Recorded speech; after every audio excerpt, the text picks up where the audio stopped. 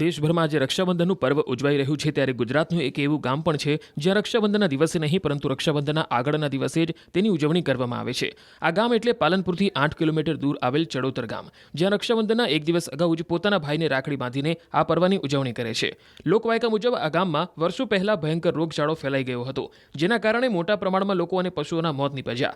આ ઘટનાને પગલે ગામના લોકો ગભરાઈ ગયા હતા અને ગામના શિવજીના મંદિરમાં એક તપસ્વી સંત પાસે ગયા અને તેમને પૂરી વાત કહી। આ સાંભળી તપસ્વીએ કહ્યું કે આખા ગામમાંથી દૂધ ભેગું કરો અને આખા ગામના દરેક ખૂણે ખૂણે છાંટી દો, જેથી ગામના લોકોએ દૂધ ભેગું કરીને આખા ગામમાં છંટકાવ કર્યો, જેના કારણે થોડી જ વારમાં બધું શાંત થઈ ગયું। ત્યારબાદ સંતે કહ્યું કે આજ પછી હવે રક્ષાબંધનના દિવસે આપણા ગામમાં કોઈ બહેન પોતાના ભાઈની કલાઈ પર રાખડી બાંધે નહીં। ત્યારથી લઈને આજ દિન સુધી ચડોતર ગામની એક પણ બહેન પોતાના ભાઈને રાખડી બાંધતી નથી અને રક્ષાબંધનના એક દિવસ અગાઉ જ પોતાના ભાઈને રાખડી બાંધીને રક્ષાબંધન ઉજવે છે।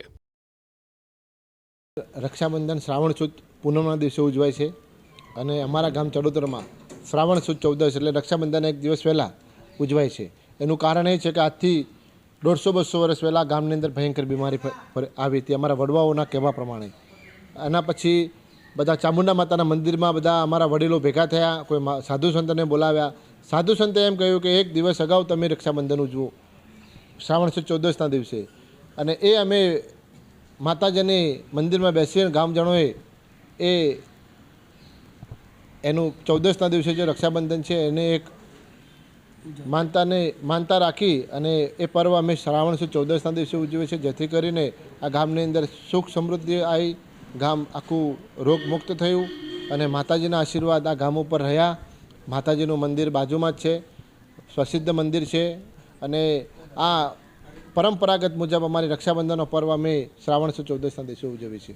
500 વર્ષ પહેલાંનું એવું માનવામાં આવે છે કે આ ગામમાં એક રોગચાળો ફાટી નીકળ્યો હતો અને એ રોગચાળાના કારણે ગામના પશુ પંખીઓ માનવો બીમાર થઈ ગયા હતા અને બધા પથારીવશ થઈ ગયા હતા। ત્યારે ગામના વડીલો ભેગા થઈ અને ચામુંડામાની સ્તુતિ કરી। તે સ્તુતિમાં જાણવા મળ્યું કે મહારાજે અમને એમ કહ્યું કે તમે રક્ષાબંધનના એક દિવસ પહેલાં જ રક્ષાબંધનની ઉજવણી કરો।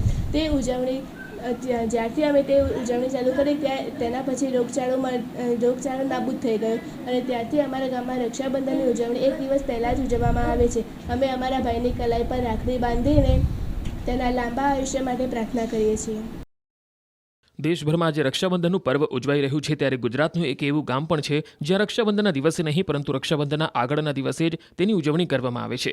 આ ગામ એટલે પાલનપુરથી 8 કિલોમીટર દૂર આવેલ ચડોતર ગામ, જ્યાં રક્ષાબંધનના એક દિવસ અગાઉ જ પોતાના ભાઈને રાખડી બાંધીને આ પર્વની ઉજવણી કરે છે। લોકવાયકા મુજબ આ ગામમાં વર્ષો પહેલા ભયંકર રોગચાળો ફેલાઈ ગયો હતો, જેના કારણે મોટા પ્રમાણમાં લોકો અને પશુઓના મોત નીપજ્યા।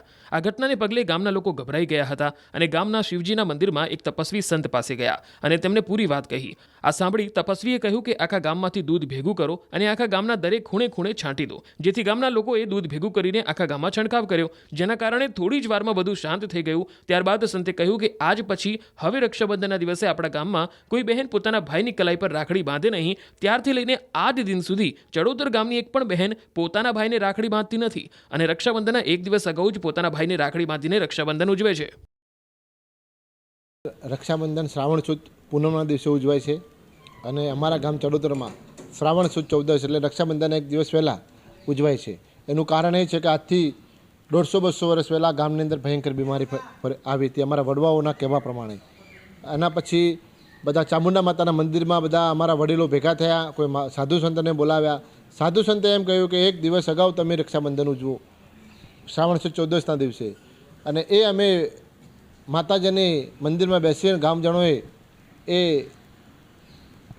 એનું 14ના દિવસે જે રક્ષાબંધન છે એને એક માનતા રાખી અને એ પર્વ અમે શ્રાવણ સુદ 14ના દિવસે ઉજવીએ છીએ, જેથી કરીને આ ગામની અંદર સુખ સમૃદ્ધિ આવી, ગામ આખું રોગમુક્ત થયું અને માતાજીના આશીર્વાદ આ ગામ ઉપર રહ્યા।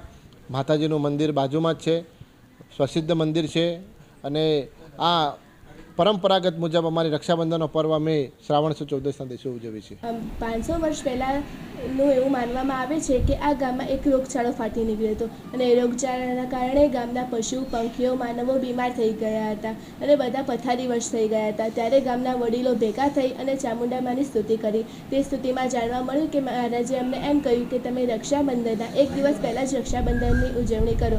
તે ઉજવણી જ્યારથી અમે તે ઉજવણી ચાલુ કરી તેના પછી રોગચાળો નાબૂદ થઈ ગયો અને ત્યારથી અમારા ગામમાં રક્ષાબંધનની ઉજવણી એક દિવસ પહેલાં જ ઉજવવામાં આવે છે. અમે અમારા ભાઈની કલાઈ પર રાખડી બાંધીને તેના લાંબા આયુષ્ય માટે પ્રાર્થના કરીએ છીએ.